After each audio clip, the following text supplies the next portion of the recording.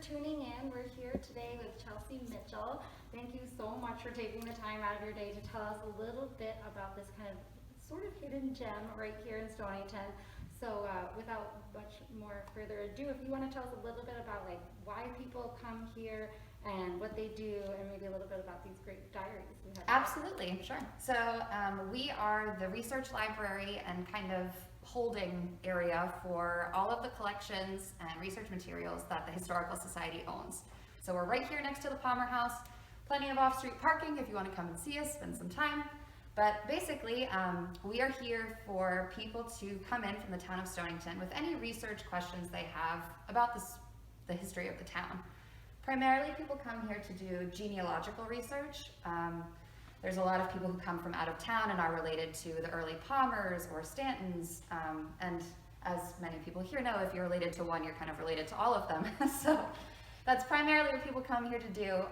There's also, it's a great resource for people who are just interested in a historical subject, like railroads or the architecture, or, I mean, it really could be anything. Land history even. So we have all of that sort of material available here, as well as objects that are not on display in our museum. So if you had a question about, say, John Mason's sword, which we have in our collection, that's not on display currently, I'd be able to pull that for you and you could have a look at it here and we could kind of have that sort of conversation. So I wanted to pull a couple things for you to see that most of what we have here is not necessarily Palmer-centric or borough-centric, though that is a good amount of it from our collection. So this afternoon I actually have a person coming in to do research and they're interested in diaries. So I pulled a few. This one belongs to a gentleman whose last name is Kirby, and he started off in Stonington and kept a log as he emigrated to Australia, and he built a hotel there. So there's a number of like really interesting entries in here. We've got newspaper clippings.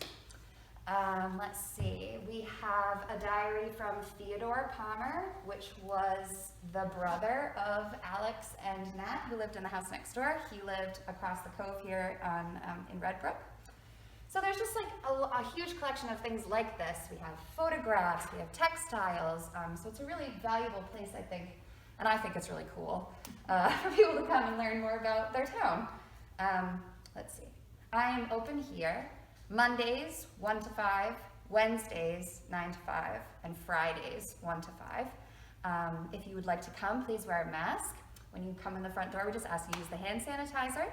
And if you're thinking about coming, please send me an email or call the library here, and I'll be able to kind of talk you through setting up an appointment, and we can talk about what you'd like to see and what you're hoping to learn here. Thank you so much, Chelsea, and I think, like you said, it's a great place to come and actually touch and feel and kind of be part of history. So yeah, hopefully people will come down and check it out. Yes, definitely. Thank you. Absolutely, thank you, Danielle.